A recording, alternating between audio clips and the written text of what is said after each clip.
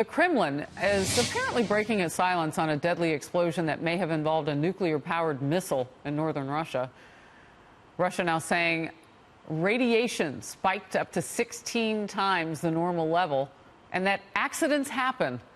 National security correspondent Jennifer Griffin live at the Pentagon. So when you and I got together yesterday, I said, can we trust what they're saying? Because they said this was remote and it was small. I've seen video where there's like a city in the foreground.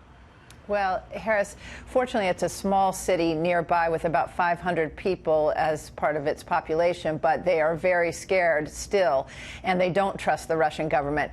Yesterday, the Russian government called for an evacuation of that small town in northern Russia where the missile exploded because of the high levels of radiation. But hours later, Moscow canceled the evacuation order, adding to the confusion. One missile expert I spoke to cast doubts about the missile's future.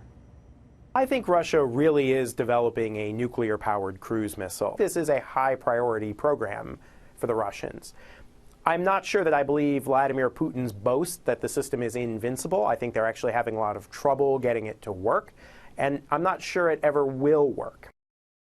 The Russian Defense Ministry downplayed reports of a radiation leak, saying there was, quote, no harmful atmospheric discharges. 5 days later, a special train was supposed to evacuate the 500 people who may have been exposed.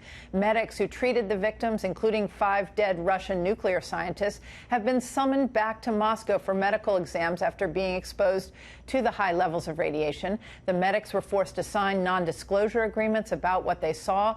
Satellite photos show ships known to carry nuclear fuel in a restricted zone near the test site. U.S. intelligence officials believe the explosion was an engine test for the nuclear-powered cruise missile known as Skyfall, designed to fly anywhere in the world. The U.S. tried to develop a similar nuclear-powered cruise missile in the 50s and 60s, but abandoned the project because it didn't make sense to put a nuclear reactor inside a missile. From the shape of the cruise missile, this looks like it flies subsonically, below the speed of sound. So this is more like an airplane. Not a hypersonic weapon like the one President Putin bragged about developing during a State of the Union speech last year.